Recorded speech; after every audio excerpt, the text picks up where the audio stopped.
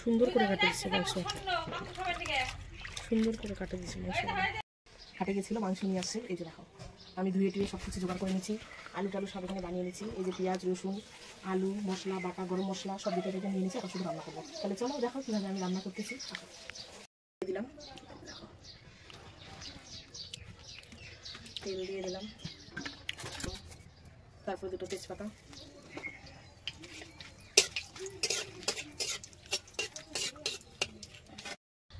তারপরে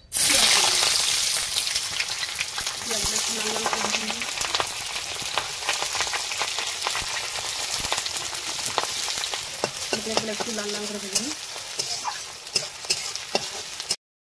তো পেঁয়াজের সাথে আগে আলুগুলো দিয়ে দিলাম। আলুগুলো একটু হালকা পেঁয়াজগুলো ভালো হবে, আলুগুলো ভেজে দিলাম। অটোমেটিক রান্না। আর মাংসের চাইতে আলু বেশি, আলু খাই বেশি আমাদের।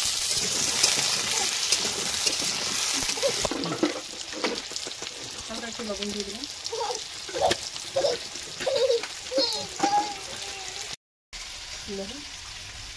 আমি রান্না করছি আর ওই বদমাশি করছি এখানে।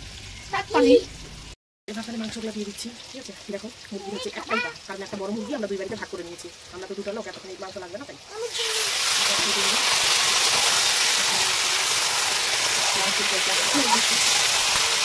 খাওয়াটা কম করে দেবো।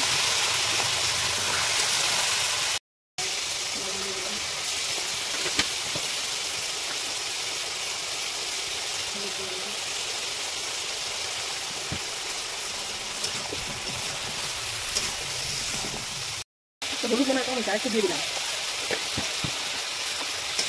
ঢাকা দিয়ে দিব, ছেড়ে এবার ঢাকা দিয়ে দিব।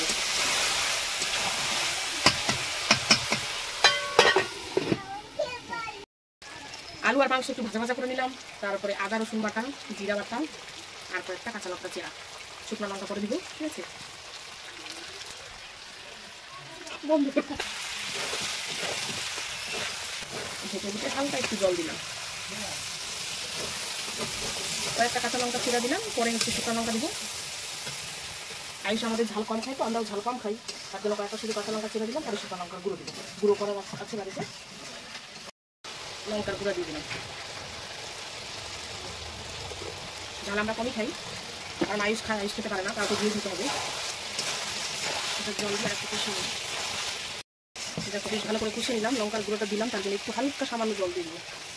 জল দিয়ে একটু কষিয়ে নেব। তোমরা হয়তো বলবে যে মাংস থেকে আলু বেশি, কিন্তু আমাদের হচ্ছে আমরা দুটো মানুষ, ঠিক আছে, আমি আর আমার বর, তো ও হচ্ছে আলুই বেশি খায়, এই জন্য আমাদের আলু বেশি। দেখো জল দিয়ে দিয়ে ভালো করে কষিয়ে দিয়েছি, 3-4 বার করে জল দিয়ে। পোলট্রির মাংস হচ্ছে যতবার জল দিয়ে দিয়ে একটু একটু করে কষাবে তত বেশি টেস্টি হয়।